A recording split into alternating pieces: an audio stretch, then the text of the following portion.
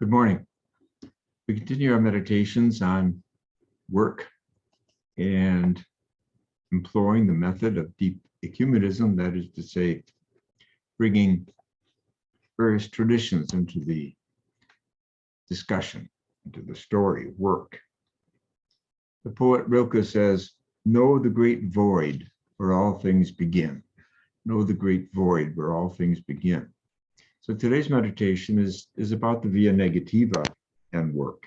And the void is part of the Via Negativa, about making touch with the nothingness, with emptiness, with source.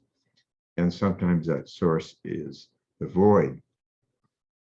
Rumi has a marvelous poem. He says, "I've said before that every craftsperson searches for what's not there to practice his craft.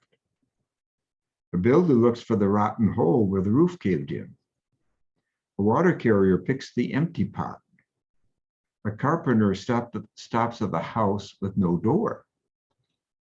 Workers rush towards some hint of emptiness, which they then start to fill.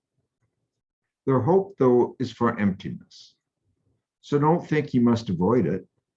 It contains what you need." So emptiness is a kind of invitation to go to work. What's missing? Well, let's fill it.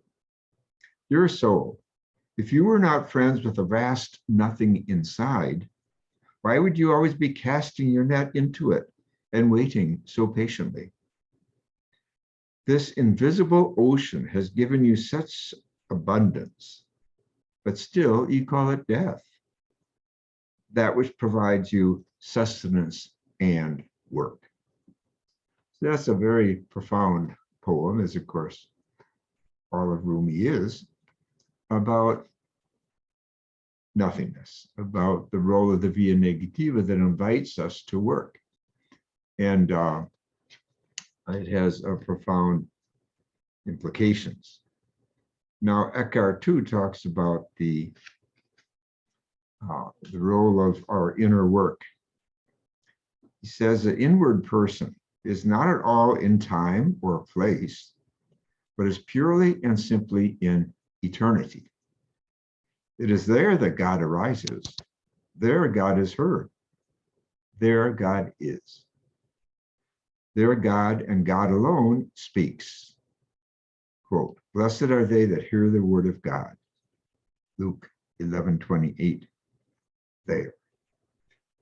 So it is our receptivity, our powers of listening, taking in, again, the Via Negativa, and even contemplation, that calls in the spirit, presence of the divine, with whom we co-create, with whom we work.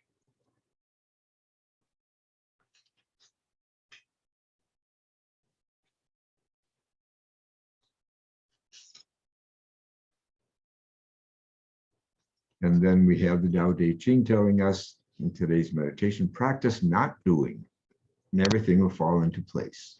So that's really the same teaching as Rumi and as Eckhart. Practice not doing, and everything will fall into place. Now, there are two ways we experience non-action. One is awe and enchantment, the Via Positiva, and the other is suffering and nothingness and tasting the void. We do not make awe, and we do not make the nothingness. We surrender to it. We undergo awe. We undergo the zero, what Merton calls the golden zero, nothingness. So this is what is at stake here in both the Via Positiva and the Via Negativa. This inner work is the work of receptivity, and then it changes gear.